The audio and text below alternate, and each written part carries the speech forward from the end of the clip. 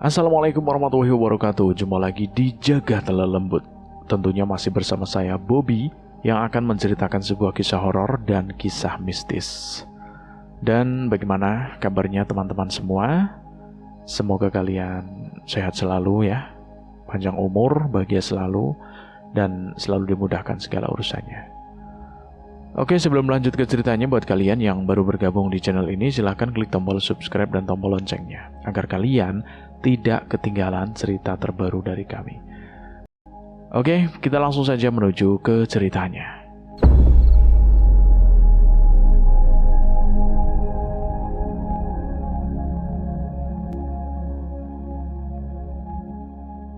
Langit masih gelap. Kabut pagi menyelimuti desa kecil di lereng Gunung Merapi. Embun belum mengering dari dedaunan, dan ayam pun belum sempat berkokok ketika suara teriakan melengking memecah keheningan. Teriakan itu berasal dari rumah Marsiti. Warga yang masih terlelap sontak terbangun. Dalam hitungan menit, suara langkah kaki berlarian terdengar di jalanan tanah. Orang-orang keluar dari rumah mereka, menghambur ke sumber suara. Di depan rumah Marsiti, kerumunan mulai terbentuk. Di dalam, Marsiti terduduk di lantai kamar, mengguncang tubuh suaminya yang terbujur kaku di atas ranjang. Matanya membelalak, nafasnya tersengal, dan tangisannya meraung tak terkendali. Herman, bangun mas, jangan tinggalkan aku. Pak Soleh, tetua desa yang paling dihormati, melangkah masuk dengan tenang namun tegas. Ia mendekati tubuh Herman dan memeriksanya. Suasana menegang, semua menahan nafas. "Bagaimana, Pak?" tanya seorang warga, pelan tapi penuh harap. Pak Soleh menghela nafas berat, lalu menggeleng. "Herman sudah meninggal." Tangisan Marsiti langsung pecah. Kali ini lebih keras. Tubuhnya gemetar hebat. Bu Iem buru-buru masuk dan memeluknya, menarik Marsiti dari tubuh suaminya yang telah dingin. Di luar, suasana berubah menjadi sendu. Wajah-wajah warga diliputi duka dan kebingungan. Sementara para bapak mulai bersiap mengurus jenazah. Marsiti tak henti-hentinya meronta. Tubuhnya diguncang emosi yang tak terbendung. Suaranya serak, matanya bengkak. Ia seperti kehilangan separuh jiwanya. Bu, sabar bu, tenang, sabar. Bu Iem memeluknya erat, berusaha menenangkan. Tapi Marsiti terus meraung, hingga akhirnya pingsan di pelukan tetangganya itu. Pagi menjelang siang, rumah Marsiti berubah menjadi rumah duka. Warga bergotong royong memandikan jenazah Herman di depan rumah. Ada yang memasang tenda, menata kursi, ada pula yang memasak untuk para pelayat. Semua bergerak cepat dalam diam yang menyayat. Marsiti masih terbaring di dalam, tak sadarkan diri dia. Hanya sesekali terdengar gumaman lirih dari bibirnya. Suasana rumah begitu suram, bahkan burung pun seolah enggan berkicau hari itu. Tepat pukul 10 pagi, persiapan selesai. Peziarah mulai berdatangan. Wajah-wajah duka memenuhi halaman. Tangisan tertahan, pelukan hangat, dan bisikan doa terus mengalir. Banyak yang mengenal Herman sebagai pria baik yang bekerja keras di pabrik. Sosoknya akan dirindukan. Saat jenazah dibawa ke pemakaman, langit mendung, angin dingin menyapu pelan, seperti ikut berkabung. Marsiti berjalan dengan langkah gontai diapit Bu Iem dan tetangga lainnya. Hari-hari setelah pemakaman terasa begitu panjang. Marsiti lebih banyak diam, duduk di ruang tengah menatap lantai. Matanya kosong, pipinya cekung, tubuhnya semakin kurus. Tak sepatah kata pun keluar dari mulutnya. Ajakan makan ditolak. Segelas air pun jarang ia sentuh. Hidupnya seolah terhenti di hari kematian Herman. Marsiti, kamu harus kuat, Dok. Bujuk Bu Iem berkali-kali, tapi Marsiti tetap diam, seolah tidak mendengar. Malam ketujuh sejak kepergian Herman, Marsiti duduk di dekat jendela. Di luar, suara anak-anak kecil terdengar samar. Ia menoleh dan melihat Aisyah, putri sematawayangnya, sedang bermain sendiri dengan boneka kecil. Tiba-tiba, seberkas cahaya hangat menyentuh hatinya. Sebuah bisikan lirih, seperti datang dari dalam dirinya, menggetarkan batinnya. Kau masih punya alasan untuk hidup. Tanpa sadar, air mata mengalir. Marsiti berdiri pelan, lalu melangkah ke kamar mandi.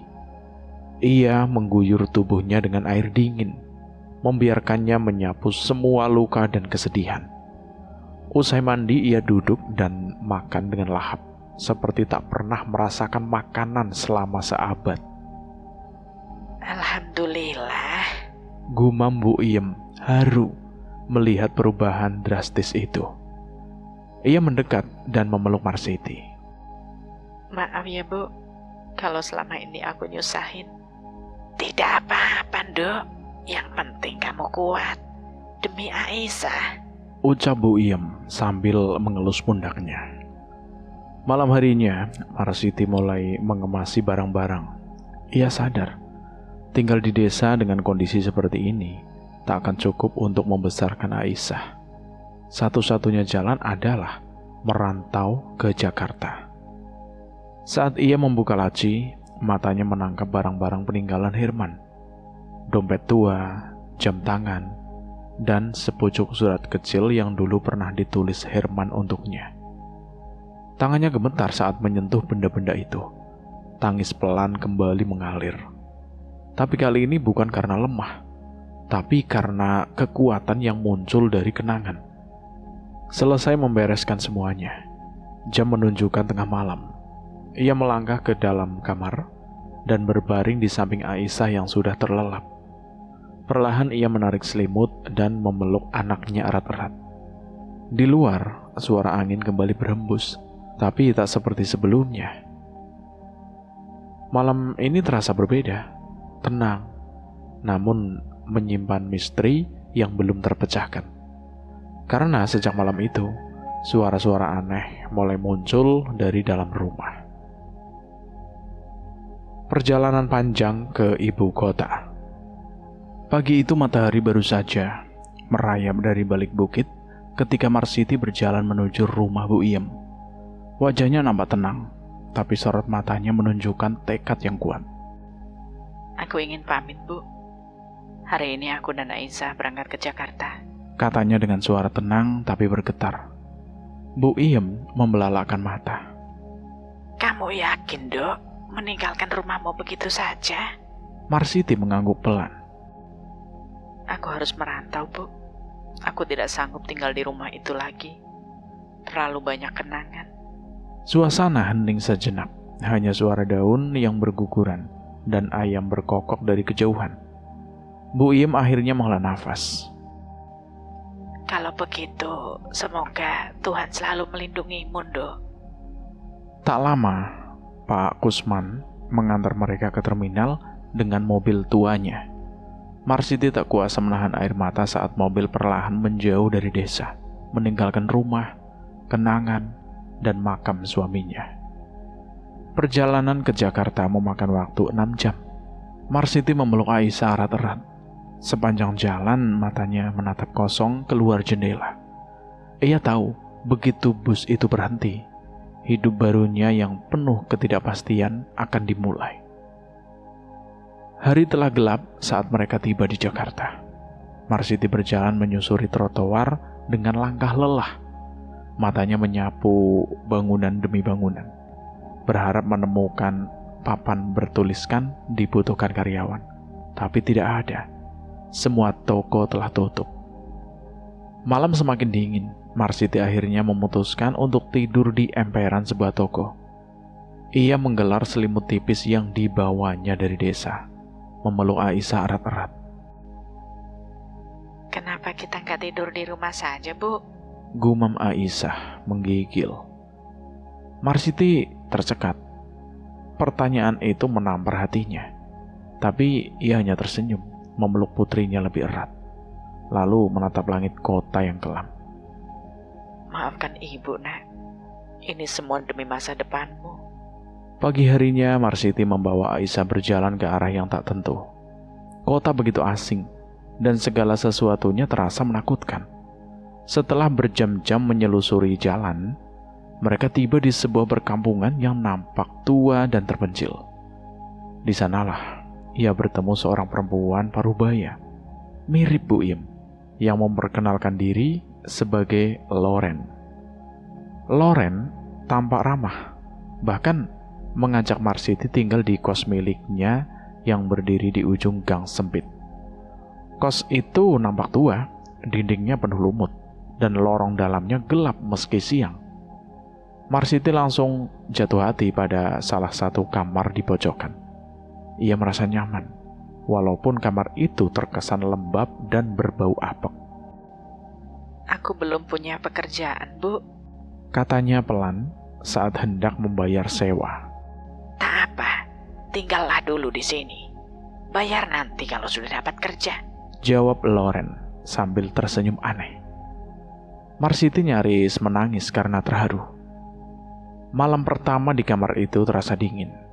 Angin dari ventilasi tua berdesir lirih, menciptakan suara serupa bisikan.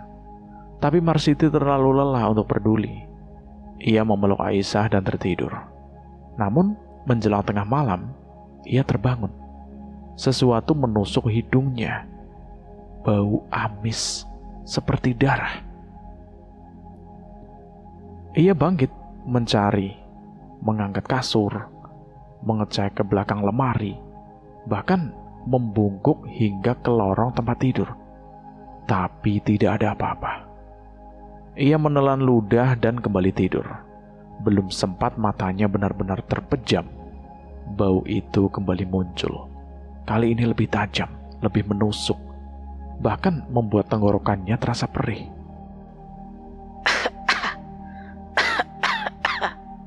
Ia terbatuk-batuk hebat dan segera membuka pintu lebar-lebar, berharap udara segar masuk. Aisyah tetap terlelap, seolah tidak terpengaruh apapun. Saat ia berdiri di ambang pintu, mencoba menenangkan diri, langkah kaki terdengar dari ujung lorong. Seorang perempuan keluar dari kamar di seberang. Wajahnya pucat, matanya sayu. Bau itu kau juga mencium ya? Bisik perempuan itu, lirih. Marsiti mengangguk. Iya, bau amis sekali. Perempuan itu tidak menjawab. Ia hanya memandang ke arah kamar paling ujung, kamar kosong yang terkunci. Dulu ada yang tinggal di sana. Tapi sekarang dia hanya diam, menunggu. Gumamnya pelan, hampir tak terdengar. Marsiti menatap perempuan itu bingung. Tapi sebelum sempat bertanya lebih jauh, perempuan itu sudah kembali masuk ke kamarnya dan menutup pintu tanpa suara. Marsiti berdiri kaku di depan kamarnya sendiri. Malam begitu sunyi, dan tiba-tiba udara terasa lebih dingin dari sebelumnya. Dari dalam kamar paling ujung terdengar bunyi lirih, seperti ada sesuatu yang menyeret atau digeret. Tetangga baru, aroma lama. Malam itu Marsiti membuka pintu kamar kosnya karena bau amis yang kembali menusuk hidung. Namun tak lama setelah ia berdiri di ambang pintu, seorang perempuan keluar dari kamar sebelah. Cantik, rambutnya panjang tergerai, kulitnya putih pucat, dan pakaian yang terlalu terbuka untuk suasana malam yang dingin. Baru ngekos di sini, Mbak? Tanyanya sambil memiringkan kepala. Senyumnya tipis, mengembang di bibir merah meronanya. Iya, Mbak. Baru tadi pagi. Jawab Marsiti menyambut uluran tangannya. Hangat, tapi anehnya kulitnya terasa terlalu licin. seperti bukan tangan manusia biasa. Namanya Dara. Marsiti sempat tercengang melihat penampilannya. Pakaian yang terlalu tipis, terlalu ketat, dan terlalu berani. Dalam hati, ia bertanya-tanya, pekerjaan macam apa yang dijalani perempuan ini? Tapi ia segera menggelengkan kepala, menepis prasangka buruk. Dara ramah, itu cukup. Begitu Dara kembali masuk ke kamarnya, bau amis itu masih belum juga menghilang. Marsiti hanya bisa menghela nafas panjang dan kembali masuk. Matanya mulai berat, dan ia pun akhirnya tertidur dalam aroma yang membuat perutnya mual. Pagi harinya ketika membuka pintu, Marsiti mendapati nampan berisi makanan dan minuman diletakkan rapi di depan kamarnya. Di atasnya selembar kertas kecil tertempel. Dimakan saja, tidak perlu sungkan. Loren. Marsiti tercekat. Lagi-lagi kebaikan dari Loren yang membuat matanya berkaca-kaca. Tapi entah kenapa dalam hatinya ada perasaan yang ganjil. Seolah ada harga yang tak terlihat dari setiap pemberian itu. Hari itu, ia kembali mencari pekerjaan. Lagi-lagi nihil. Dan saat ia kembali ke kos dengan tubuh lelah dan mata yang nyaris menangis, Dara duduk di bangku kayu di depan kamarnya. Dari tadi aku lihat keluar jendela. Kamu cari kerja ya, Mbak? Tanyanya sambil melepaskan sendal dengan kaki lentik. Marsiti mengangguk lesu. Iya, tapi semuanya bilang belum ada lowongan. Dara menghela nafas, lalu duduk di sampingnya. Gak segampang itu cari kerja di kota. Banyak saingan, dan gak semua orang beruntung. Kata-kata Dara seperti membenarkan semua yang Marsiti rasakan. Setelah 2 hari berjalan tanpa hasil, ia merasa seperti berjalan dalam lorong gelap tanpa ujung. Malamnya, Marsiti bermimpi. Ia berada di dalam kamar kosnya, tapi suasananya berbeda. Lampu mati, udara pengap, dan di pojok ruangan, seorang perempuan berdiri. Rambutnya menjuntai ke tanah, dan kedua matanya hilang. Perempuan itu mengeluarkan bau amis menyengat seperti darah segar. Marsiti mendekat perlahan, tapi saat jaraknya tinggal sejengkal, perempuan itu menghilang. Di tempatnya berdiri, tergores tulisan merah di dinding. Pindah dari sini. Marsiti terbangun dengan tubuh menggigil dan nafas tercekat. Ia menoleh ke dinding yang tadi ada tulisan dalam mimpinya itu. Kosong, tapi hawa dingin seperti masih menempel di udara. Mimpi itu tak berhenti malam itu saja. Hampir setiap malam, perempuan tanpa tangan itu kembali datang menangis. Kadang hanya berdiri diam dan selalu meninggalkan pesan berdarah di dinding. Terakhir, tulisannya membuat jantung Marsiti nyaris berhenti berdetak. Berhati-hatilah, kalau tidak kau akan mati. Apa arti mimpi-mimpi ini? Siapa perempuan itu? Dan kenapa dia seolah ingin memperingatkan sesuatu? 3 bulan berlalu, Marsiti masih belum juga mendapatkan pekerjaan. Hari itu, saat membuka pintu, Loren sudah berdiri di depan kamarnya. Wajahnya tidak lagi hangat seperti dulu, pandangannya tajam, dan di tangannya selembar kertas. Tanpa sepatah kata pun Loren menyerahkan kertas itu. Marsiti membukanya perlahan.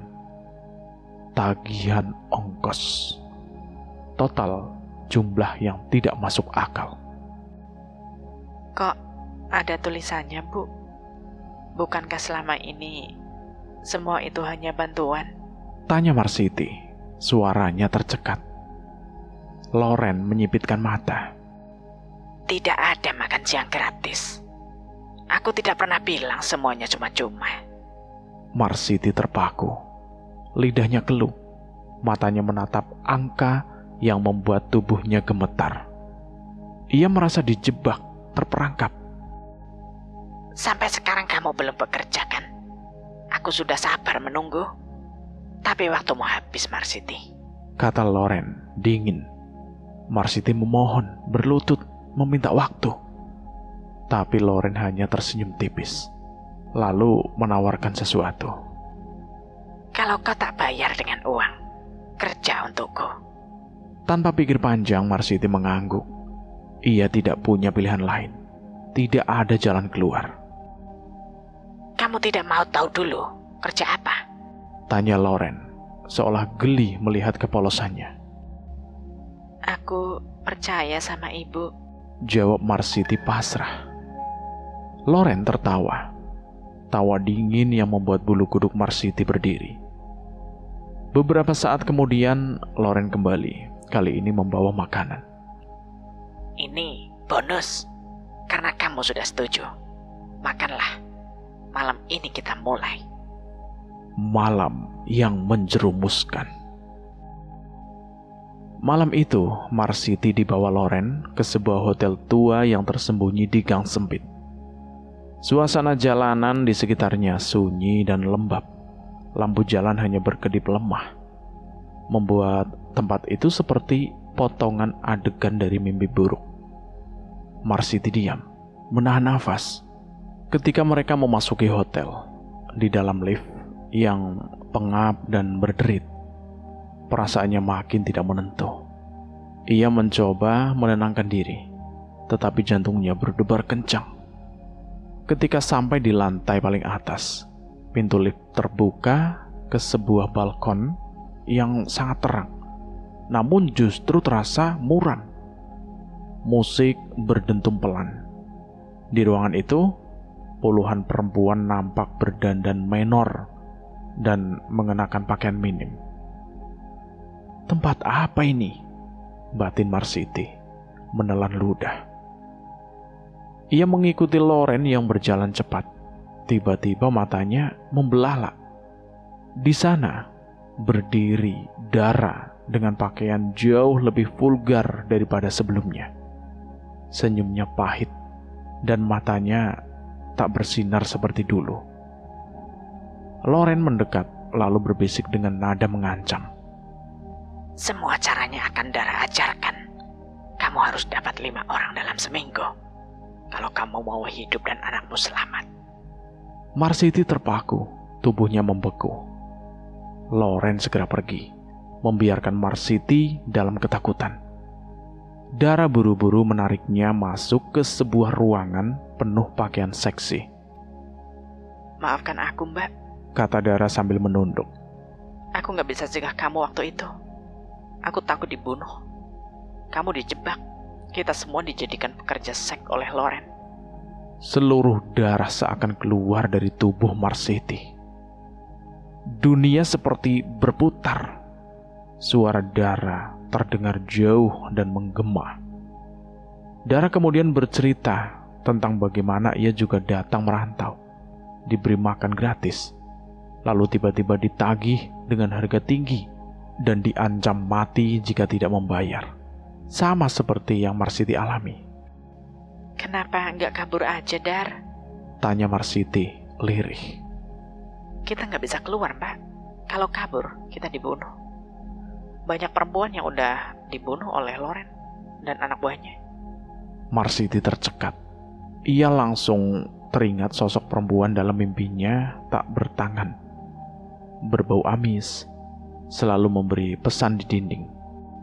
Apa kamarku dulu bekas kamar seorang yang... Iya, itu kamar Hani. Dia dibunuh karena menolak bekerja. Dikubur di belakang kamarmu. Marsiti menunduk. Tangisnya pecah dalam diam. Ia merasa tidak ada jalan keluar. Malam itu, Dara mengajarinya teknik menarik pelanggan. Apa saja yang harus dilakukan dan cara bertahan. Meski hatinya hancur, Marsiti pasrah. Esoknya, Ia mencoba berdiri di lobi hotel, menunggu pelanggan seperti yang diajarkan. Namun kenyataan jauh lebih menyakitkan. 5 pria lewat, tak satu pun yang menoleh padanya. Besoknya, ia berdandan lebih mencolok, hasilnya tetap sama. Hari-hari berikutnya berlalu tanpa satu pun pelanggan. Seminggu kemudian, Loren mendatangi pagi-pagi buta. Wajahnya garang. Aku belum dapat pelanggan, Bu. Tolong beri waktu aku. Pinta Marsiti sambil memohon. Loren menyeringai dingin. Aku beri kamu waktu seminggu lagi. Tapi kalau tidak berhasil, anakmu jadi tanggungannya. Tangannya menunjuk tajam ke arah Marsiti. Marsiti membeku, tangannya gemetar. Di benaknya hanya satu hal, anaknya. Di sore hari, saat duduk di depan pintu, ia melihat Dara pulang dengan wajah lelah. Marsiti menghampirinya dan memohon. Aku mohon, bantu aku dapat pelanggan, Dara. Dara menatap tubuh Marsiti, tampak ragu. Lalu ia berkata, Satu-satunya cara adalah pasang susuk. Datang ke rumah Abah Manan. Mata Marsiti berbinar. Lokasinya ternyata tak jauh dari kampung halamannya. Tanpa menunda, ia memesan tiket dan bersiap. Ia bahkan sempat melihat 2 pria membuntutinya. Kemungkinan anak buah Loren, tapi ia tetap berangkat. Susuk dan tumbal. Rumah Abah Manan nampak seperti sanggar tari. Begitu masuk, aroma menyan dan melati memenuhi hidungnya. Asap mengepul dari loyang-loyang kuning di sudut ruangan. Ada perlu apa kamu kesini? Tanya Abah Manan dengan suara berat. Aku ingin pasang susuk. Jawab Marsiti pelan. Kamu harus berjanji pada Nyai Ronggeng Banyuamis. Dia suka selendang batik tiap bulan. Kamu siap? Marsiti ragu sejenak, lalu mengangguk. Abah Manan memberinya selendang merah dan menyuruhnya menari di tengah ruangan. Dengan malu-malu Marsiti mengikuti gerakan yang diajarkan. Semakin lama ia menari, tubuhnya terasa ringan. Suara dan benda-benda di ruangan mulai memudar. Tiba-tiba muncul sosok penari perempuan yang menari bersamanya. Wajahnya cantik, namun matanya kosong. Apa keinginanmu? Tanya sosok itu. Dialah Nyai Ronggeng Banyuamis. Aku ingin terlihat cantik, agar semua orang memperhatikanku. Angin malam berhembus pelan, mengaduk dedaunan yang jatuh seperti bisikan gaib di dunia lain. Cahaya lampu minyak bergetar pelan di pojok ruangan, menciptakan bayangan Nyai Ronggeng di dinding. Tinggi, kurus, dan melengkung bagai ranting kering yang menari dalam cahaya. Dari balik asap dupa yang pekat, Nyai Ronggeng menatap Marsiti dengan mata kosong, hitam, legam, seperti sumur tua tak berdasar. Bibirnya bergerak perlahan, membentuk senyum tipis yang menggigilkan udara.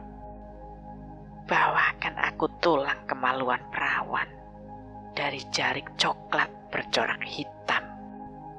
Suara itu tidak keras, tidak mengancam, tapi terasa seperti sabetan cambuk ke dalam jiwa Marsiti.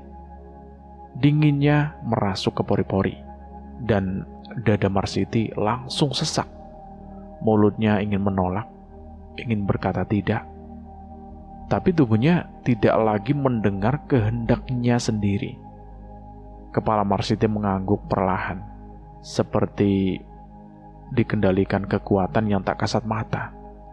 Mata Marsiti berkaca-kaca. Ia tahu apa yang diminta. Ia tahu siapa yang akan jadi korbannya.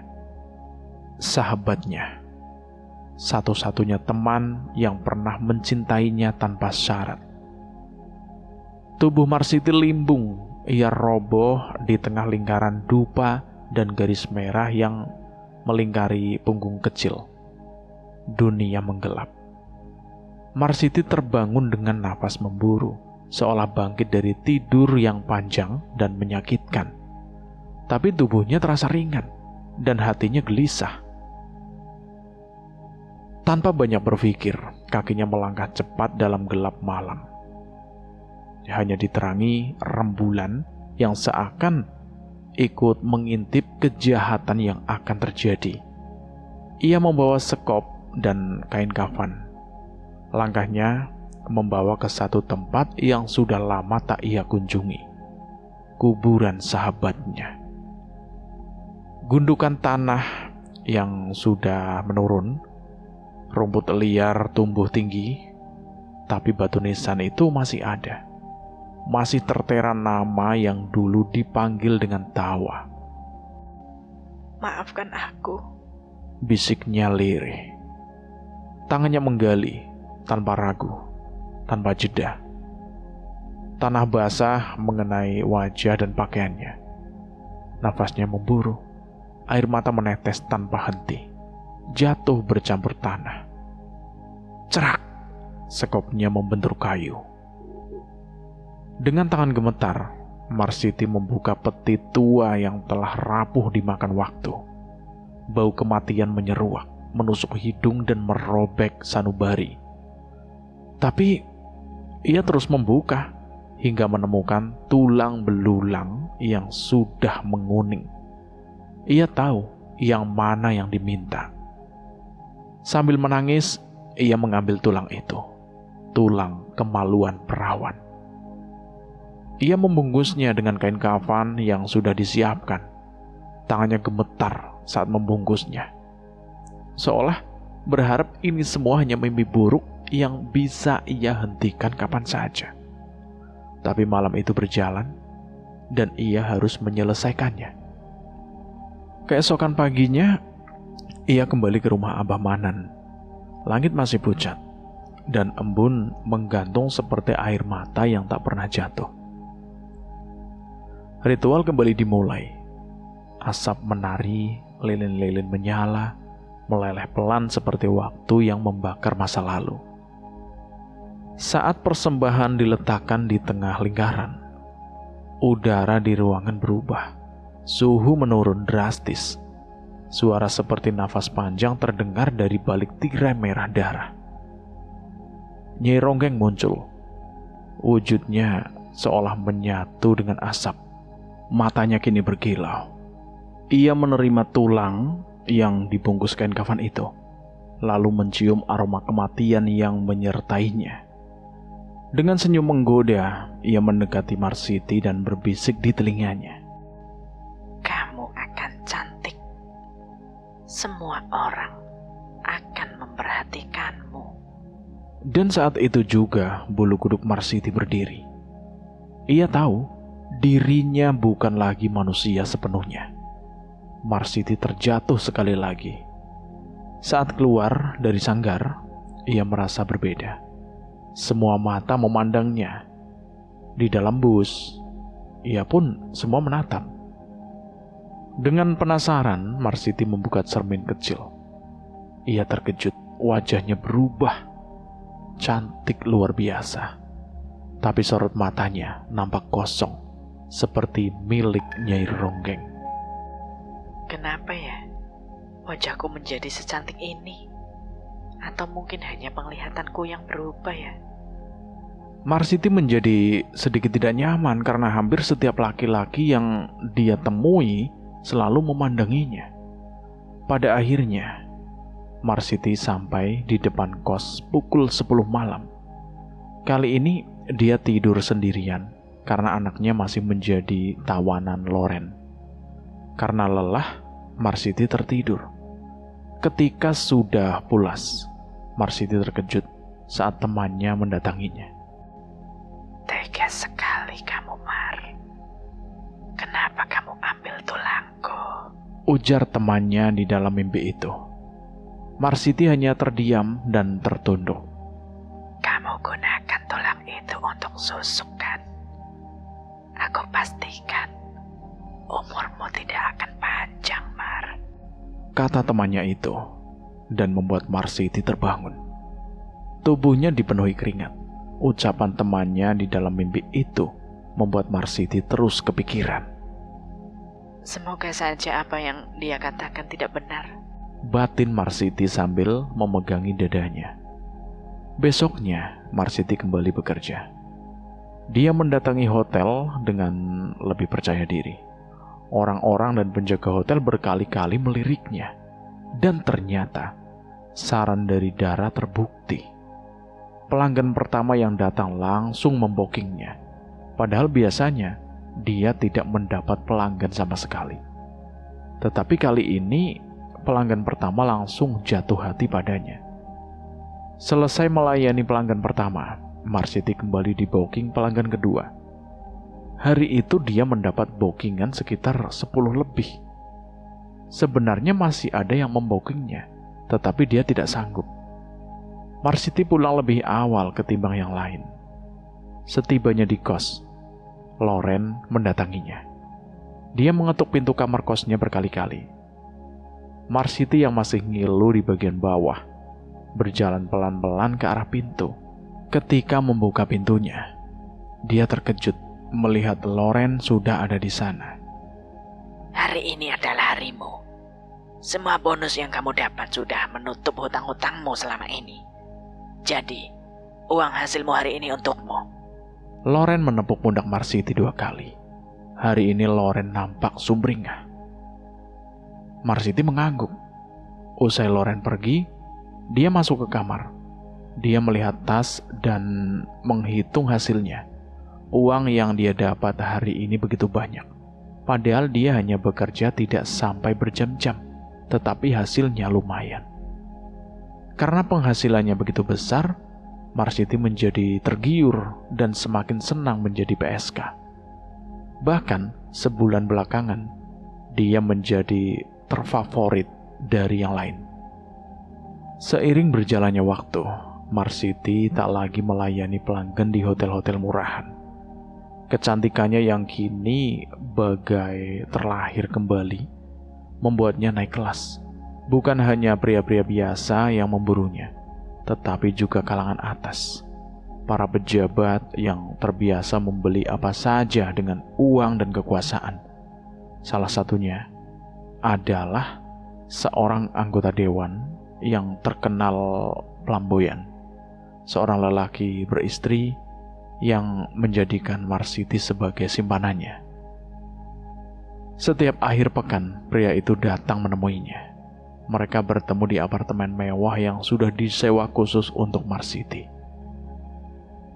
Ia hanya diminta untuk menemaninya malam itu sekali seminggu. Tapi dengan bayaran yang bisa mencukupi hidupnya sebulan penuh. Uang bukan satu-satunya hal yang ditawarkan. Aku gak cuma kasih kamu uang, Mar. Kata pria itu suatu malam sambil menyerahkan amplop tebal ke tangannya. Suaranya lembut, nyaris terdengar tulus. Aku juga akan jamin hidupmu. Kalau kamu sakit, tinggal bilang. Semua biaya aku yang tanggung. Mata Marsiti membulat. Kata-kata itu terasa seperti angin segar di tengah gurun penderitaan. Ia menggenggam amplop itu dengan erat, seakan menggenggam janji masa depan. Untuk pertama kalinya, hidup terasa ringan. Masa lalu yang kelam mulai terkubur. Ia tidak lagi merasa seperti perempuan yang menjual tubuh demi sesuap nasi. Kini ia merasa seperti perempuan beruntung yang dicintai oleh seorang penting.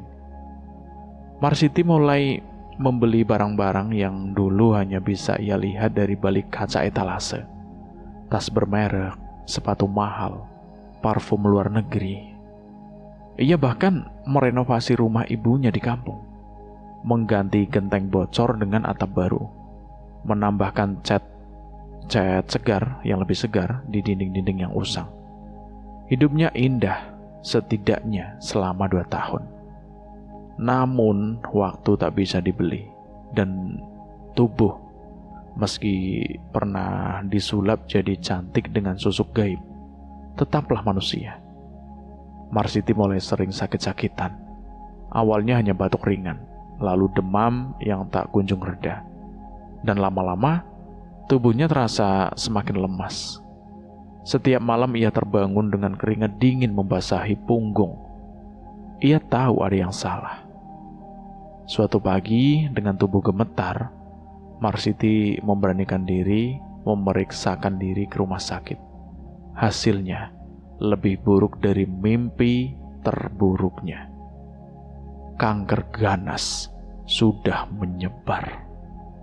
Dokter bilang kalau ingin sembuh, ia harus operasi secepat mungkin.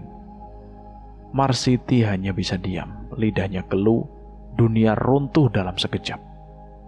Selama perjalanan pulang, ia terus memikirkan satu hal. Janji pria itu, janji bahwa ia akan dijamin, bahkan biaya pengobatannya akan ditanggung. Harapan tumbuh dalam dirinya yang nyaris padam. Malam itu, dengan tangan gemetar, ia mulai menghubungi orang-orang yang dulu begitu memujanya. Nama demi nama ia pilih dari kontak. Nomor-nomor yang dulu sibuk mengirimi pesan rayuan. Tapi malam itu, tidak ada satupun yang mengangkat. Ia mencoba lagi berkali-kali. Sampai akhirnya, suaranya habis dan air matanya mengering. Tidak ada balasan, tidak ada satupun. Kemana mereka ya? Kenapa nggak ada yang angkat teleponku? Atau mereka mungkin sibuk kali ya? Mungkin akhir pekan nanti mereka datang. Batinnya bertanya-tanya. Ia masih berusaha berpikir positif. Tapi akhir pekan datang dan pergi. Tidak ada yang datang. Tidak satupun. Setelah berdiam lama di kamar, tubuhnya menggigil dan kepalanya berdenyut. Marsiti menemukan secercah harapan lain, meminjam uang ke Loren. Ia bergegas ke rumah mucikarinya itu dengan harapan yang hampir putus. Marsiti, kamu mau pinjam uang berapa? Tanya Loren dengan nada ramah. Tapi matanya penuh perhitungan. 50 juta, Bu. Jawab Marsiti pelan. Loren sempat terdiam, lalu tertawa kecil. Banyak juga. Tapi bisa, asal ada jaminan. Dan kamu harus jelas kapan balikin uangnya. Ia bangkit, membuka lemari di sudut ruangan. Mengambil tas berisi uang tunai yang disusun rapi di dalam tumpukan. Marsiti terdiam. Ia menghitung dalam hati. Mungkin dalam 3 bulan. Kalau ia bekerja lebih keras, semuanya bisa kembali. 3 bulan? Beri aku waktu 3 bulan, Bu. Kalau tidak, ambil saja semua organ tubuhku, jual kalau perlu. Katanya dengan suara pelan, tapi penuh tekad. Loren terdiam sejenak, lalu bertepuk tangan pelan, senyumnya melebar. Oke, itu semangat yang aku suka. Tas berisi uang itu berpindah tangan. Marsiti pulang malam itu dengan nada yang penuh harap. Ia langsung ke rumah sakit, operasi dilakukan. Harapan kembali tumbuh. Meski tubuhnya lemah dan hatinya masih penuh luka, tapi kehidupan tidak memberi kesempatan kedua bagi orang seperti Marsiti. Setelah operasi, ia kembali bekerja. Namun semuanya tidak lagi sama. Kecantikannya yang dulu jadi daya tarik, kini mulai pudar. Bekas luka, kulit yang lebih kusam, sorot mata yang lelah. Semuanya membuat para pelanggan menjauh. Tidak ada lagi pejabat yang datang. Tidak ada lagi pesan-pesan rayuan. Semuanya menghilang seperti bayangan di pagi hari. Marsiti mencoba mencarinya. Ia mendatangi tempat-tempat lama, bertanya-tanya pada orang-orang, mencari petunjuk kemana pria-pria itu pergi. Tapi jawaban yang ia dapat selalu sama, tidak tahu. 2 bulan berlalu, hutangnya tidak tersentuh. Suatu siang, sebuah pesan dari Loren masuk ke ponselnya. "Datang ke rumah sekarang," gitu pesannya. Dengan tubuh gemetar dan wajah pucat, Marsiti melangkah ke rumah itu. Loren menatapnya tajam, lalu menunjuk kalender kecil di meja. Waktumu tinggal 1 bulan. Kamu belum bayar sepeser pun, Mar. Marsiti mengangguk, suaranya nyaris tak terdengar. Baik, Bu. Aku akan usahakan secepatnya. Loren tidak berbicara lagi. Ia hanya melambaikan tangan, menyuruh Marsiti pergi seperti anjing yang tidak lagi berguna. Hari itu Marsiti berkeringat dingin. Ia gelisah sepanjang hari. Duduk di pojok kamar, menatap langit-langit dengan mata kosong. Pikirannya melayang, mencoba mengingat wajah-wajah yang dulu memujanya. Semoga aku bisa menemukannya sebelum semuanya terlambat. Namun jauh di lubuk hatinya, Marsiti tahu semua janji itu telah mati bersama dengan rasa kemanusiaan mereka. Ketika semua jalan terasa buntu dan tubuhnya semakin lemah, Marsiti memberanikan diri mendatangi tempat yang dulu pernah jadi sumber kebahagiaannya, kantor dewan tempat Rehan bekerja. Padahal dulu, Rehan pernah berkata dengan tegas agar Marsiti tidak pernah sekalipun datang ke tempat kerjanya.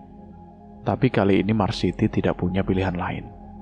Hutang yang belum lunas, tubuh yang belum pulih, dan bayang-bayang kematian yang terus mengintai membuatnya nekat.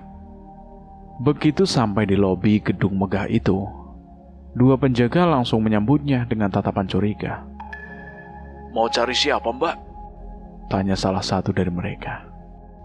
Pak Rehan, apa beliau sedang ada? Jawab Marsiti pelan.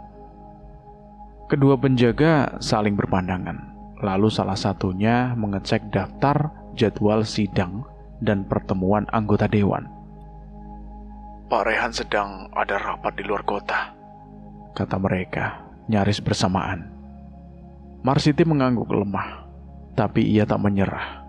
Ia duduk di ruang tunggu, berharap Pak Rehan akan datang sebelum hari gelap. Dan harapannya terkabul. Beberapa jam kemudian, sebuah mobil mewah meluncur pelan ke pelataran.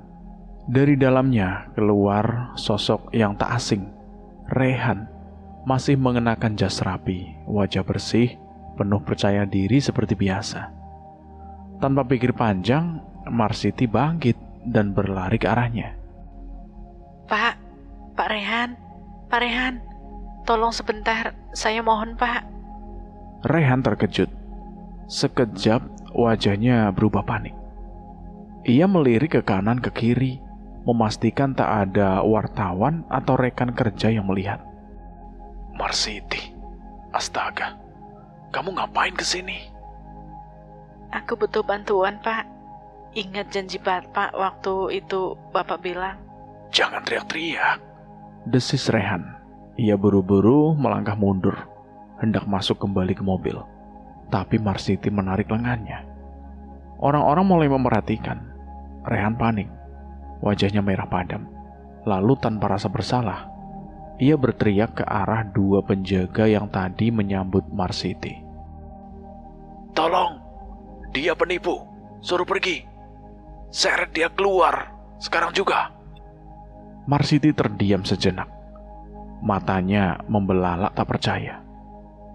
Tapi 2 penjaga itu sudah bergerak cepat, mencengkram lengannya, menyeret tubuh kurusnya menjauh dari gedung. Pak Rehan, Bapak yang janji. Saya nggak bohong, Pak Rehan. Teriak Marsiti sambil meronta. Air matanya bercucuran, wajahnya kusut, tapi tak ada yang peduli. Orang-orang menatapnya dengan jijik, menganggapnya perempuan gila yang cari sensasi. Setelah itu Marsiti mencoba menghubungi pelanggan lain. mereka yang dulu berkata akan selalu ada untuknya. Namun hasilnya sama. Pintu-pintu tertutup, telepon diblokir. Bahkan teman-teman seprofesi sudah tak mau tahu lagi. Marsiti kembali bekerja, mencoba menaikkan tarif. Berharap ada 1 atau 2 pelanggan yang bisa menutupi utangnya. Tapi waktu terus berjalan, dan uang itu tak kunjung terkumpul. Bagaimana ini? Sudah pertengahan bulan dan aku belum punya cukup uang. Gumamnya di malam hari. Saat tubuhnya tergeletak lemas dan dadanya sesak oleh rasa cemas. Malam itu, Marsiti bermimpi. Ia melihat Dara, sahabat lamanya yang sudah mati, berdiri di bawah pohon tua dengan sorot mata tajam dan senyum misterius. Waktumu sudah dekat, Marsiti. Bersiaplah.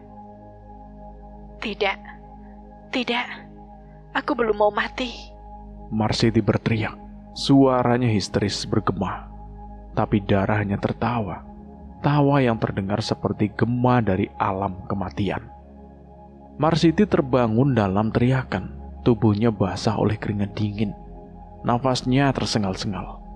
Dan tangannya gemetar saat ia meraih gelas air. Ia tahu waktunya hampir habis. Marsiti mengemasi barang-barangnya. Ia tahu Loren dan anak buahnya pasti masih tidur. Ini satu-satunya waktu yang tepat untuk kabur. Sebelum benar-benar menghilang, Marsiti menyempatkan diri mendatangi satu tempat, rumah Abah Manan. Di hadapan dukun tua itu, Marsiti menundukkan kepala. Matanya sembab, suaranya lirih, seperti seseorang yang sudah tak punya masa depan. Kalau aku mati, Abah, aku ingin bisa balas dendam. Abah Manan memandangnya lekat-lekat. Dendam pada siapa? Pada mereka. Semua laki-laki brengsek yang meninggalkanku. Pada orang-orang yang memperalat tubuhku, lalu buang aku seperti sampah. Abah Manan mengangguk pelan. Ia mengambil sesuatu dari dalam kotak besi tua. Bau kemenyan menguar. Kalau itu keinginanmu, aku kabulkan. Tapi kau harus ingat, balas dendam dari alam lain tidak bisa ditarik kembali. Aku siap. Dengan itu perjanjian gelap terjadi. Marsiti melanjutkan pelariannya ke kota baru. Ia menyamar, menyewa kamar kecil, mencoba bertahan hidup dengan identitas palsu. Tapi semua terasa asing dan berat, dan tubuhnya semakin hari semakin melemah. Hingga suatu siang yang terik, saat ia sedang berjalan pulang dari warung, ia merasa ada yang mengikutinya. Ia menoleh, jantungnya berdegup kencang. Langkahnya dipercepat, tapi tubuhnya tak selincah dulu. Ia terengah, terhuyung, hingga suara letusan senjata api memecah udara. Peluru menembus punggungnya. Marsiti mengerang. Tubuhnya ambruk ke tanah. Matanya masih terbuka, mencoba melihat siapa yang menembaknya. Tapi semuanya semakin gelap. Nafas terakhirnya melayang di udara panas siang itu. Mayat Marsiti dibawa ke hadapan Loren. Mucikari itu menatap tubuh tak bernyawa di hadapannya. Matanya tanpa emosi. Berani sekali dia mencoba kabur dariku. Padahal dia bisa jual ginjalnya ketimbang melarikan diri. Gumamnya sambil memeriksa tubuh dingin itu. Tanpa rasa iba, Loren memerintahkan orang suruhannya itu membedah tubuh Marsiti. Organ-organ vital diambil satu persatu. Ginjal, hati, kornea, dan disimpan dalam kotak es. Semuanya akan dijual ke pasar gelap, ke orang-orang yang sudah memesannya. Tak ada air mata, tak ada doa. Marsiti hanyalah investasi gagal di mata Loren. Sekarang ia hanya tubuh yang bisa dipreteli dan dijual per bagian. Yang Loren tidak tahu, Marsiti akan kembali. Dan dia tidak akan kembali sebagai perempuan lemah. Ia akan kembali dengan dendam yang belum tuntas. Gulita, sunyi, dingin. Marsiti tiba-tiba terbangun. Tapi ini bukan terbangun seperti biasa. Kesadarannya muncul perlahan, menyusup dari kehampaan. Seperti seseorang yang ditarik kembali dari ke dalam mimpi buruk yang tak berujung. Hanya saja kali ini mimpi itu nyata. Ia tidak bisa bergerak bebas. Seluruh tubuhnya terasa dibungkus rapat oleh sesuatu, erat dan sesak. Ia mencoba menggerakkan jari-jarinya, kakinya, tapi semuanya seakan terikat. Hanya kepalanya yang bisa bergetar pelan, dan matanya yang bisa menatap ke depan, kehampaan. Di mana aku? Aku di mana ini? Suara itu hanya bergema dalam batinnya. Lalu ia mencium sesuatu. Bau anyir, tanah basah, kemenyan yang menghitam. Perlahan-lahan ia sadar. Ia tidak lagi berada di antara yang hidup. Tubuh ini dingin, tidak berdenyut, tidak bernafas. Dia telah mati. Namun jiwanya masih ada di sini. Dengan gemetar, ia menggerakkan tubuhnya sedikit demi sedikit. Ikatan kain kafan yang membungkus tubuhnya mencicit perlahan. Sebuah suara sumbang yang seolah datang dari liang lahat. Marsiti bangkit, berdiri dalam bungkusan kafan putih yang kini telah menguning oleh tanah dan darah. Dia adalah pocong. Ia melayang di udara, tidak berpijak, tapi juga tidak benar-benar bebas. Dendamnya, rasa sakitnya, dan pengkhianatan yang ia alami mengikat arwahnya seperti rantai. Tapi satu hal yang membakar jiwanya yang dingin, balas dendam. Dengan langkah berayun, Marsiti menuju tempat terakhir tubuhnya dibawa, rumah Loren. Malam itu sunyi ketika sosok putih pucat itu menyelinap masuk ke gudang belakang rumah. Tempat jenazahnya dulu dibaringkan sebelum diambil organ-organnya. Saat ia melihat sisa tubuhnya sendiri, terbujur tanpa jiwa, Marsiti menangis. Tapi air matanya bukan air biasa. Tangisan itu terdengar bagai desis angin yang menggoyangkan genting, menciptakan aura dingin yang menjalar ke seluruh ruangan. Dinding berembun, lampu meredup, dan aroma busuk darah memenuhi udara. Tubuh itu hancur, ginjalnya sudah hilang, jantungnya lenyap, perutnya menganga, dijahit kasar setelah dirampok. Yang tersisa hanyalah cangkang kosong dari dirinya yang dulu. Kalian merenggut semuanya dariku. Suara itu tak terdengar oleh telinga manusia, tapi bergema di antara dinding. Marsiti menatap mayatnya sendiri dengan kesedihan yang mendidih. Tapi dari dalam kesedihan itu lahirlah bara, api dendam yang membakar lebih panas dari neraka. Setelah aku membalas dendam pada mereka, Loren juga akan kubawa ke dasar kematian. Tubuh pocong itu bergoyang pelan, mengeluarkan bunyi serak, serak, serak setiap bergerak. Langkah pertama dalam dendamnya baru akan dimulai. Namun sebelum itu, ada satu hal yang harus ia pastikan terlebih dahulu. Anaknya. Pikiran itu menyeruak, menghentikan langkahnya. Di antara kehancuran dan amarahnya, masih ada sebekas cahaya lembut di hatinya, sang buah hati. Marsiti melayang ke kamar bawah tanah milik Loren, tempat ia dulu mendengar ada gadis kecil yang dipenjara. dijadikan aset baru dalam lingkaran setan itu. Dan benar, dari balik jeruji besi karatan, seorang anak perempuan dengan rambut kusut dan wajah penuh luka sedang duduk meringkuk, matanya kosong. Tapi wajah itu sama persis dengan masa kecil Marsiti. Anakku. Marsiti mendekat, tapi sang anak tak bisa melihatnya. Dia hanya merasakan hembusan dingin dan memeluk dirinya sendiri lebih erat. Aku akan membebaskanmu. Ibu janji. Batin Marsiti.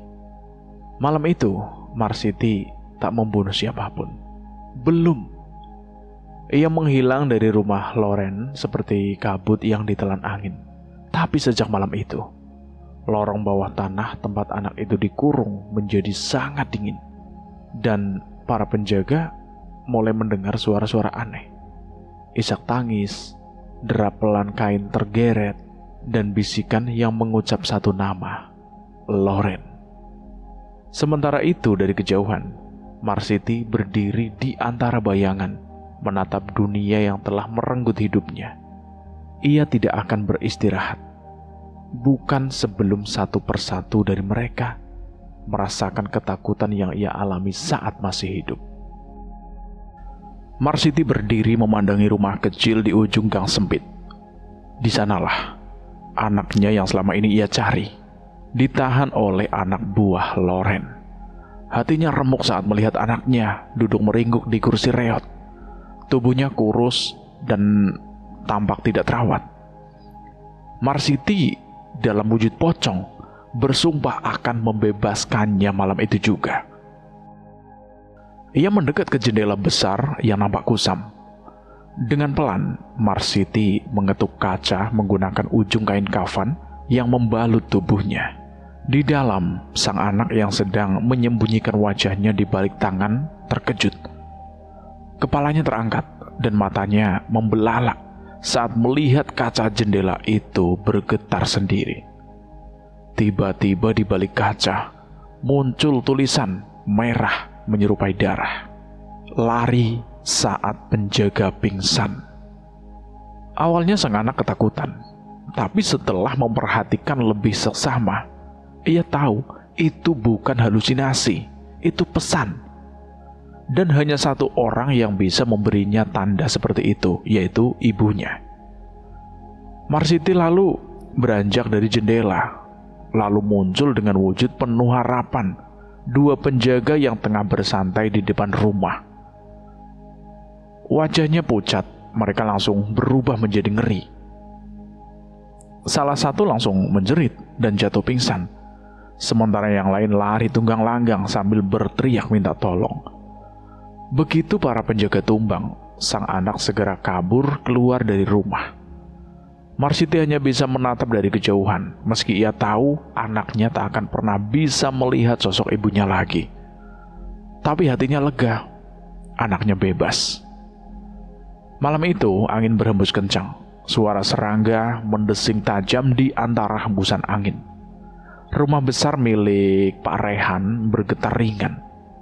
Jendela kaca lembarnya bersuara lirih bertiup badai. Di pos jaga depan, dua satpam berjaga, Maman dan Sugeng. Tumben, anginnya besar banget malam ini, keluh Maman, berusaha menutup jendela. Iya, padahal rumah padat di sini biasanya melindungi dari angin, balas si Sugeng.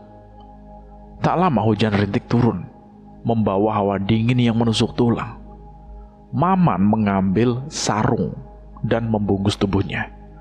Sambil menyeruput kopi panas, matanya menatap ke halaman. Dua pohon besar di sudut halaman bergoyang hebat. Tiba-tiba, Maman berhenti menyeruput kopinya. Matanya menyipit. Di bawah salah satu pohon, ia melihatnya. Sebuah bayangan putih berdiri diam di antara dedaunan. Jantungnya langsung berdetak kencang. Sosok itu semakin jelas. Semula samar, kini mengerucut menjadi tinggi, kaku, seperti pocong. Dengan tergesa ia memanggil Sugeng. Ada pocong, Geng. Sumpah, aku lihat. Sugeng malah tertawa kecil. Mana ada, Man. Udah 10 tahun kita kerja di sini. Gak pernah lihat apa-apa.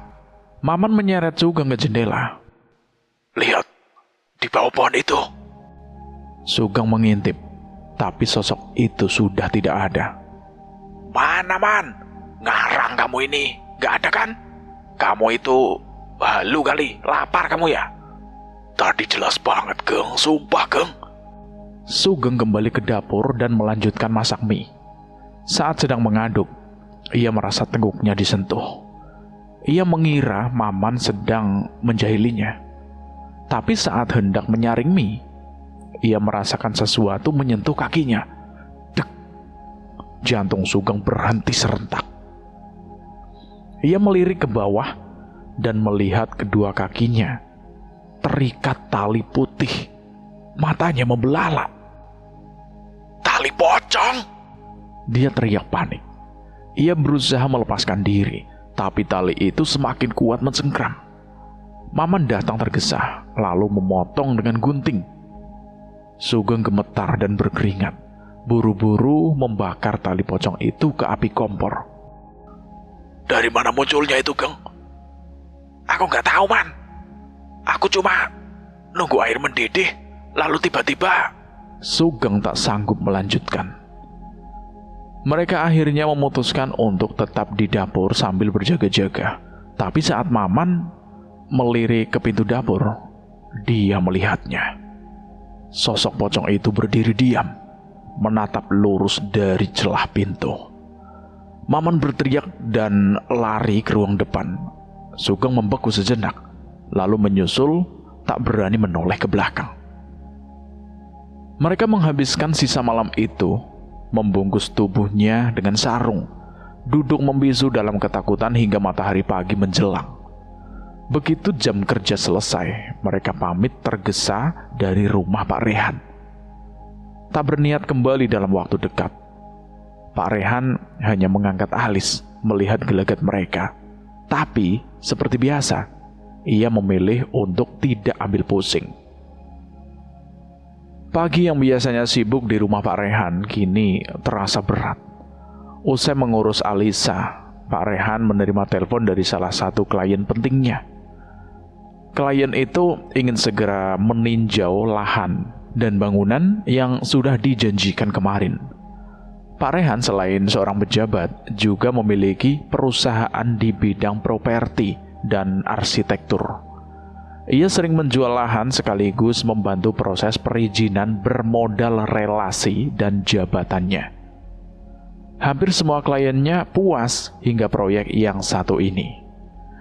Klien bernama Burhan tiba di kantor, dan setelah pertemuan singkat, mereka langsung menuju lokasi pembangunan. Lahan itu luas, struktur bangunan sudah mulai dibangun, hanya tinggal atap lanjutan. Aku suka tempat ini, ucap Burhan. Boleh aku masuk untuk melihat-lihat lebih detail? Tentu saja, silakan, balas Pak Rehan ramah. Mereka melangkah masuk ke kerangka bangunan. Namun baru beberapa langkah, Burhan tiba-tiba berhenti. Wajahnya mendadak tegang. Ada apa, Pak? Tanya Pak Rehan setelah menyadari Burhan tertinggal jauh. Aku tadi melihat sesuatu. Bayangan putih. Lari ke arah tiang sana. Burhan menunjuk. Nadanya goyah. Pak Rehan menyipitkan mata. Tidak ada apa-apa. Mungkin hanya pantulan cahaya atau debu. Tapi Burhan yakin dengan apa yang ia lihat. Bayangan putih itu sangat jelas. Seolah berlari dalam diam lalu menghilang. Mereka lanjut berjalan. Baru beberapa meter, Burhan melihat asap hitam perlahan muncul di antara tiang bangunan. Asap itu menggumpal, menggelap, lalu membentuk sesuatu. Sosok pocong. Sosok itu berdiri di depannya, wajahnya hancur, separuhnya dipenuhi darah dan luka menganga. Burhan langsung menjerit, lalu lari terbirit-birit keluar gedung sambil berteriak. Angker! Angker! Tempat ini angker! Pak Rehan langsung mengejarnya. Pak Burhan, tunggu dulu. Apa yang terjadi? Namun Burhan tak menjawab. Ia langsung masuk ke mobil dan tancap gas meninggalkan lokasi. Sepanjang perjalanan pulang, Pak Rehan mencoba telepon dan membujuknya. Tapi Burhan sudah memutuskan ia batal membeli tanah dan bangunan itu. Di kantor, Pak Rehan mengamuk. Ia melempar berkas-berkas di mejanya, membanting pulpen, dan memaki tanpa arah. Setan apa ini? Kenapa hantu sialan itu muncul juga di tempat kerja? Ia duduk memegangi kepalanya. Seharusnya hari ini ia menutup kesepakatan besar. Sekarang klien pergi dan proyek stagnan. Tapi Pak Rehan tidak mau kalah. Ia menelpon bagian pemasaran dan meminta iklan baru segera ditayangkan. Lokasi itu harus dijual cepat. Dan memang karena reputasinya, klien baru tidak sulit dicari. Keesokan harinya, seorang pengusaha datang dengan antusiasme tinggi. Namun saat menginjakan kaki di lokasi, wajah klien itu langsung berubah. Ia menatap kosong ke arah tiang, lalu mundur dengan pelan. Apa Anda lihat sesuatu? Tanya Pak Rehan dengan nafas yang tertahan. Sama seperti yang dialami Pak Burhan. Aku lihat pocong. Ucap klien itu pelan sebelum buru-buru meninggalkan tempat itu. Bukan hanya satu, dalam seminggu 3 klien menolak tempat itu. Semuanya dengan alasan yang sama. Mereka melihat pocong dengan wajah rusak. Pak Rehan duduk membisu di ruangannya. Keringat dingin membasahi pelipisnya. Dahi berdenyut, jantung tidak tenang. Ia kini sadar, teror itu bukan hanya untuk anaknya. Pocong itu mengincar seluruh hidupnya, perlahan tapi pasti. Ketika pulang, Pak Rehan mendapati kondisi Alisa justru memburuk. Demamnya semakin tinggi. Setiap 1 jam sekali, dia menunjuk ke jendela dan dia bilang ada pocong. Kata Bunga dengan wajah pucat dan suara bergetar. Pak Rehan memijat pelipisnya, lalu menatap istrinya. Aku rasa ini bukan sakit biasa, Mah. Gimana kalau kita bawa ke orang pintar saja? Bunga mengangguk. Mereka segera bersiap menuju rumah Mbah Ijon, seorang dukun tua yang tinggal di kaki bukit Gunung Merapi. Nama yang didengar Pak Rehan dari seorang kolega yang pernah minta bantuannya untuk naik jabatan. Perjalanan memakan waktu 3 jam. Sepanjang jalan, Alisa terus meracau, mengigau. Tubuhnya menggigil hebat dan matanya menatap kaca mobil dengan ngeri. Pak, tolong lebih cepat, Pak. Pinta Bunga dengan panik. Tapi jalanan diliputi kabut pekat. Bulan pun nampak tenggelam di balik kabut itu, seakan enggan ikut menyaksikan perjalanan mereka. Pak Rehan mengumpat. Pandangannya terbatas. Suara rintihan Alisa dari belakang membuatnya semakin gelisah. Mobil melaju di jalanannya lenggang. Namun anehnya, Pak Rehan merasa seperti dikelilingi kendaraan lain. Lampu-lampu kendaraan berkelebat di sekeliling mereka. Atau itukah ilusi? Tiba-tiba dia menginjak rem dengan keras. Bunga terpental, kepalanya membentur jok depan. Ada apa, Pak? Teriak Bunga menahan nyeri di kening. Pak Rehan menoleh dengan nafas yang memburu. Ada bayangan hitam tadi, Mah. Aku kira ada mobil di depan. Ia lalu keluar dari mobil. Namun yang ditemui hanyalah keheningan. Tidak ada mobil, tidak ada lampu, tidak ada apa-apa. Jalanan kosong seperti kuburan. Ia kembali masuk. Wajahnya murung. Sepi. Gak ada siapa-siapa di luar. Bunga penasaran. Ia membuka kaca mobil dan tubuhnya langsung membeku. Jalanan itu kosong, sepi, gelap, seperti dunia telah menghilang, menyisakan mereka bertiga saja. Tanpa kata, Pak Rehan kembali menancap gas. Mereka harus segera sampai sebelum ada yang lebih buruk terjadi. Rumah Mbah Ijon akhirnya terlihat. Sebuah bangunan tua berdinding kayu, banyak yang sudah lapuk dan bolong. Halamannya luas, dipenuhi pohon mangga, nangka, bidara, dan walang. Pak Rehan turun, mengetuk pintu dengan gugup. Tak lama, seorang perempuan tua membukakan pintu. Matanya keruh, kulitnya penuh keriput, dan bibirnya merah oleh kunyahan sirih.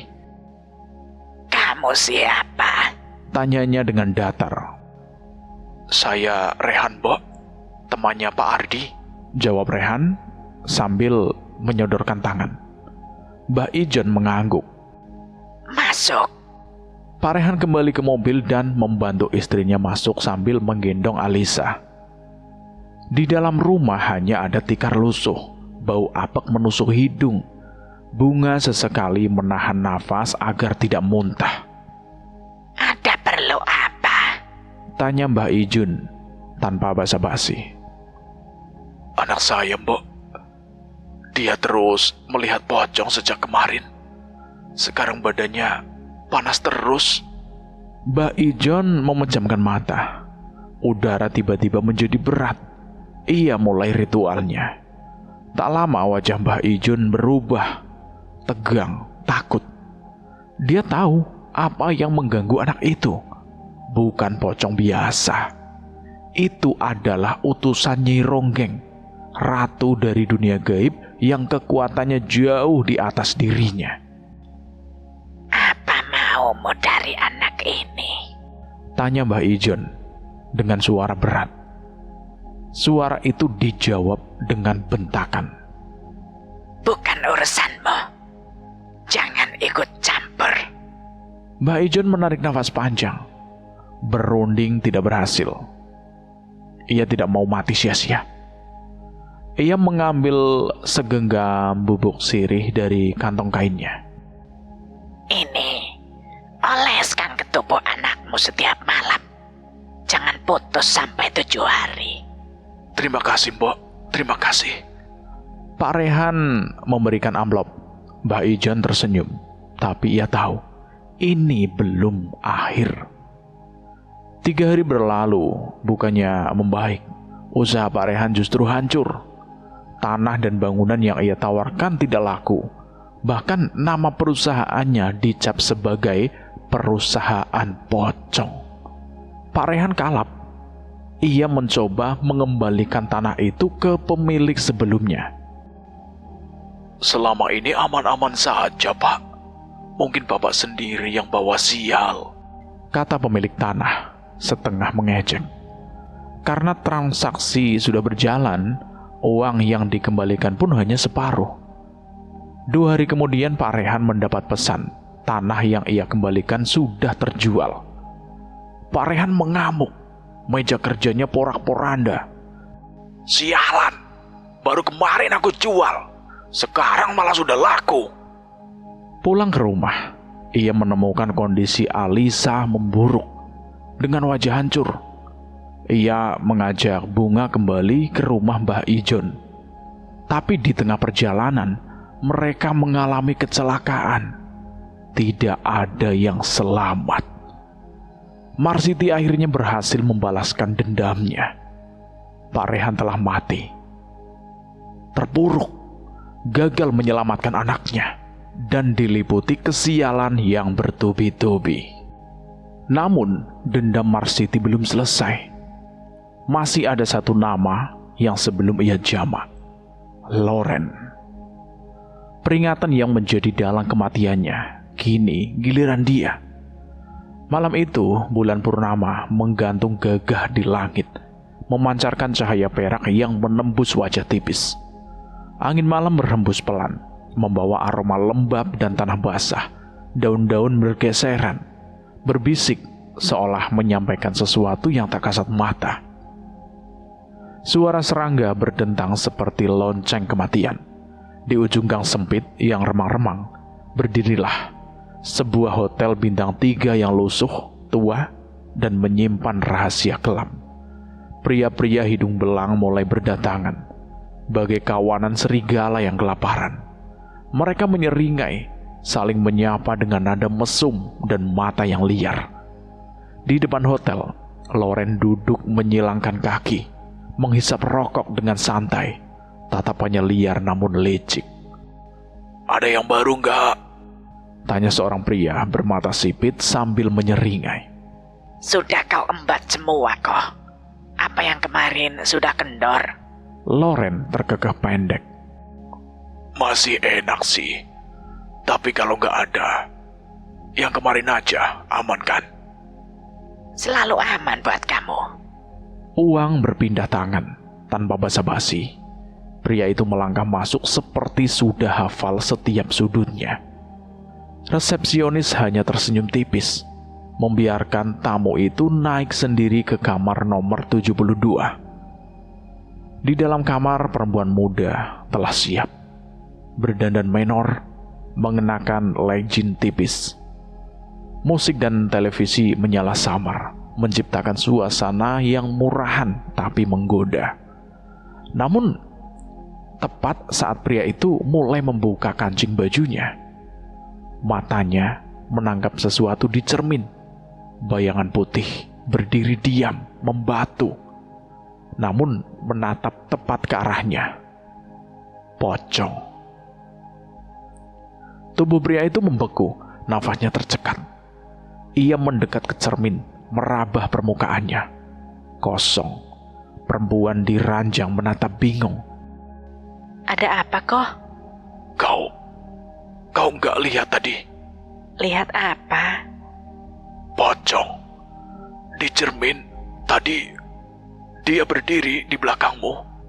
Perempuan itu menelan ludah, tapi kamar nampak biasa. Merasa malu sendiri, pria itu mencoba kembali bergairah. Namun kali ini tangannya gemetar dan matanya terus melirik ke cermin. Begitu ia menjatuhkan tubuh perempuan itu ke ranjang, pocong itu kembali muncul. Tapi kali ini tidak di cermin, melainkan terlentang di samping perempuan itu. Teriakan mengguncang di kamar. Pria itu lari keluar tanpa sehelai benang pun. Darah mengalir dari mulutnya yang terbentur. Tapi ia tidak peduli. Ada pocong. Hotelmu angker, Loren.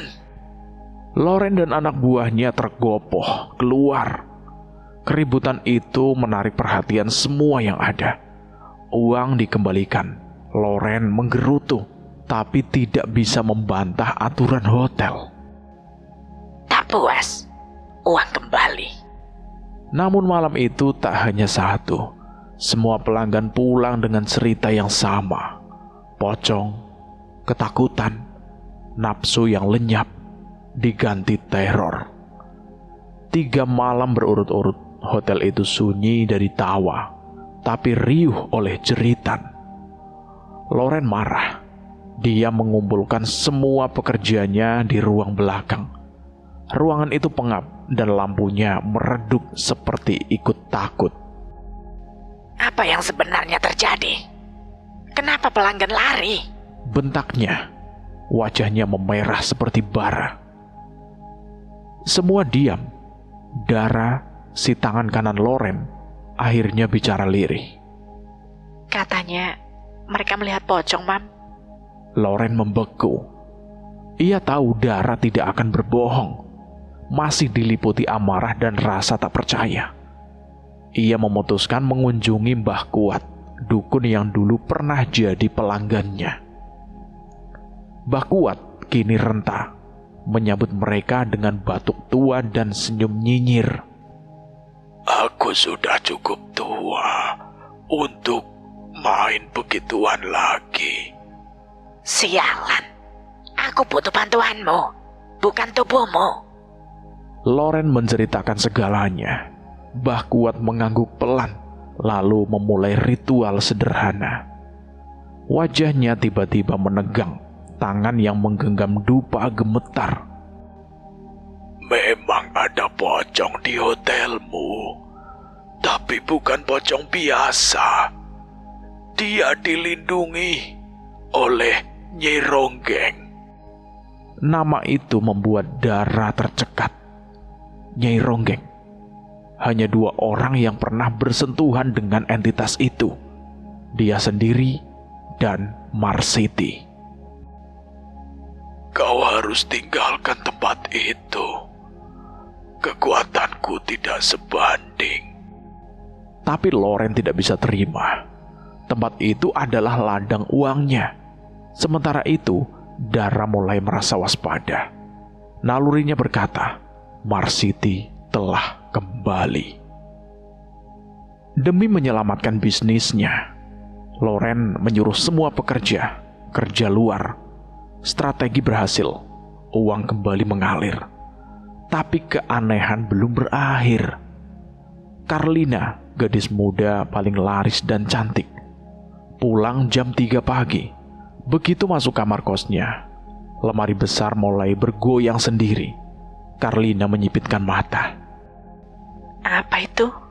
Tidak ada jawaban. Hanya suara ketukan kaca di jendela. Pelan, lalu keras, lalu brutal. Carlina panik. Ia berlari ke pintu, namun terkunci. Lampu padam. Kegelapan menelan segalanya. Di sudut kamar mandi, berdirilah pocong. Carlina berteriak histeris. Ia mencoba sembunyi di balik lemari. Tapi lemari itu berguncang hebat, lalu roboh menimpanya. Darah mengucur dari kepalanya. Carlina mati dalam ketakutan.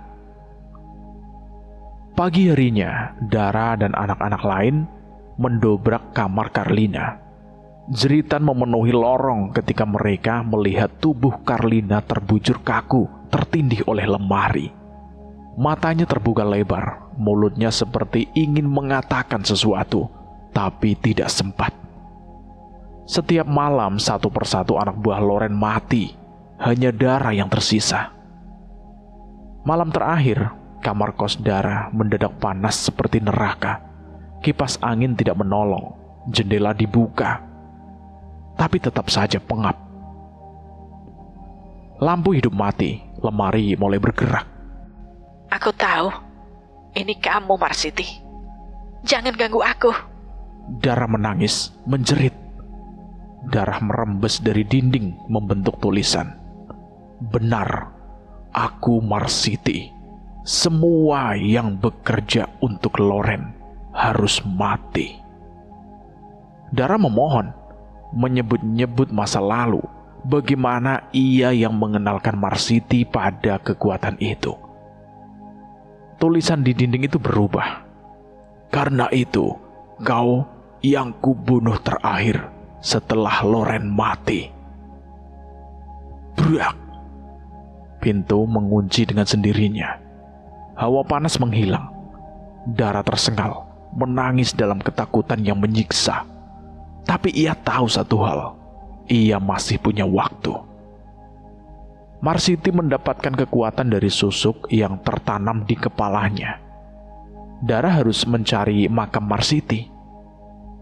Dia harus mencabut susuk itu sebelum ajal datang menjemputnya. Sementara itu, di rumahnya, Loren duduk sendirian, gelap, senyap, sinyal hilang. Semua pintu terkunci. Lantai dingin, tapi tubuhnya panas. Di cermin, sosok pocong itu muncul. Loren berteriak dan mundur, lalu terpleset. Kepalanya menghantam sudut wastafel. Suaranya keras, cerak, menggema. Darah menggenang, membanjir. Loren tidak bergerak. Arwah Marsiti tertawa dalam keheningan. Satu dendam telah lunas, tinggal satu lagi. Malam itu, dengan tubuh yang gemetar, namun tekad yang bulat, Dara nekat berangkat ke kampung tempat Marsiti berasal. Ia yakin di sanalah makamnya berada, dan hanya dengan mencabut susuk dari kepala Marsiti, ia bisa menghentikan kutukan ini. Ia menumpang motor pelanggan tetapnya, seorang pria parubaya yang banyak tanya tapi tidak banyak tahu. Perjalanan mereka terasa seperti dihantui. Angin menerjang dengan deras, hujan turun tiba-tiba, dan ban motor bocor di tengah hutan. Dara mengumpat, kesal sekaligus takut. Mereka mencari tukang tambal ban terdekat. Saat menunggu, petir menyambar pohon tak jauh dari tempatnya berdiri.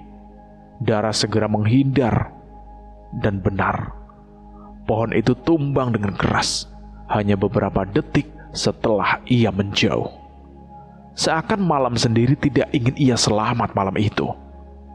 Tukang tambal ban yang datang menemukan 5 titik bocor sekaligus. Aneh banget. Baru kali ini aku lihat ban sebolong ini. Namun ketika ia menyalakan api untuk menambal, api itu meledak hebat, berubah jadi bola-bola api melayang. Dara dan pengemudinya panik, berlarian mencari air. Mereka terpaksa mengambil air dari selokan busuk yang entah dari mana munculnya. Api baru padam setelah air itu disiramkan. Tak ada logika, semua terasa di luar nalar. Setelah 1 jam lebih terjebak, mereka tiba di kampung tepat tengah malam. Dara pura-pura sedih, meyakinkan keluarga Marsiti untuk memberinya izin ziarah malam-malam. Mereka percaya, ia langsung menuju kuburan. Namun di sana, seorang penjaga makam laki-laki menatapnya curiga. Ia tidak percaya alasan Dara hanya ingin berziarah. Kalau cuma ziarah, kenapa harus sekarang, tengah malam? Gumamnya dengan sorot mata cabul. Dara tahu tidak ada waktu berdebat. Maka ia berbohong dan menjanjikan tubuhnya sebagai imbalan. Dengan dalih birahi, laki-laki itu setuju membantunya menggali. Dara memberinya kutang sebagai jaminan. Makam Marsiti terletak di pojok yang paling gelap. Penjaga itu menggali dengan rakus, seperti mencium aroma imbalan. Ketika tanah cukup dalam, pocong Marsiti muncul utuh, tidak membusuk sedikit pun. Dara menahan muntah dan rasa takut. Ia perintahkan si penjaga untuk membuka kafan dan mencabut susuknya. Susuk berbentuk jarum emas itu terbenam dalam tengkorak Marsiti. Penjaga makam menggigil saat mencabutnya, tapi berhasil menyerahkannya ke tangan Dara. Namun saat ia hendak keluar dari lubang makam, kakinya tiba-tiba terperangkap tanah. Tanah bergulung hidup, menarik tubuhnya ke bawah. Tolong! Tolong! Dia teriak panik. Dara tidak menggubris. Ia berbalik dan lari sekuat tenaga keluar dari area makam. Saat menoleh, gundukan tanah itu sudah kembali sempurna, sunyi. Tidak ada bekas lubang, tidak ada suara. Pasti dia juga pernah menyentuh Marsiti. Gumamnya getir. Dan Marsiti tidak mengampuninya. Masih menggenggam susuk itu, Dara memaksa pelanggan motornya untuk membawanya ke danau terdekat. Saat mereka tiba, hujan berhenti. Air danau nampak tenang, tapi dingin seperti kematian. Dara menatap susuk itu untuk terakhir kalinya, berkilau dan berdarah. Lalu ia melemparkannya ke danau dalam doa dan ketakutan. Riak air menjalar pelan, lalu hilang, seperti menyerap dendam. Pulang ke kos, Dara merasa nafasnya longgar untuk pertama kali setelah berminggu-minggu. Ia mandi, membersihkan tubuhnya dari sisa-sisa tanah, dan tidur. Malam itu tidak ada mimpi buruk, Tidak ada suara ketukan pintu. Tidak ada bayangan putih, hanya keheningan. Pagi harinya, kabar menyebar. Loren ditemukan mati di rumahnya. Tubuhnya membiru, mulutnya terbuka seperti menjerit. Tidak ada tanda kekerasan, tapi semua tahu ia tidak mati dengan wajar. Pemakamannya sederhana, dihadiri beberapa anak buahnya yang tersisa. Dara hanya menonton dari jauh, mengenakan kacamata hitam, tidak ada air mata, tidak ada belas kasihan. Dendam Marsiti telah selesai. Siang itu, Dara bergemas. Ia tidak menunggu matahari tenggelam. Ia harus pergi jauh, memulai hidup baru. Kota ini penuh kenangan yang busuk. Dia tidak ingin satu pun jejak masa lalunya mengikutinya. Saat memasukkan pakaian terakhir ke dalam tas, ia melihat pantulan wajahnya di cermin. Sekilas, ia melihat sosok perempuan lain berdiri di belakangnya. Marsiti tersenyum tipis. Tapi kali ini tidak menyeramkan, tidak marah, hanya menatap lega. Dara berbalik kosong. Ia tersenyum kecil. Marsiti akhirnya tenang, dan ia juga. Ia keluar dari kamar, menutup pintu dengan langkah ringan dan tas di punggung. Ia berjalan menuju terminal. Hujan turun pelan, tapi tidak lagi terasa mengancam, hanya seperti rintik air yang membersihkan dosa. Di suatu tempat, arwah yang terluka telah beristirahat, dan seorang perempuan yang selamat dari neraka dunia akhirnya berjalan menuju pagi. Cerita ini tamat selesai sampai di sini. Bagaimana menurut kalian semua tentang cerita ini? Silahkan tulis di kolom komentar. Dan terima kasih buat kalian yang sudah mendengarkan cerita ini sampai habis. Semoga kalian sehat selalu, panjang umur, bahagia selalu, dan selalu dimudahkan segala urusannya. Dan bagi kalian yang baru bergabung, silahkan klik tombol subscribe dan tombol notifikasinya agar kalian tidak ketinggalan cerita terbaru dari kami. Saya mohon maaf jika ada kesalahan kata. Saya pamit undur diri.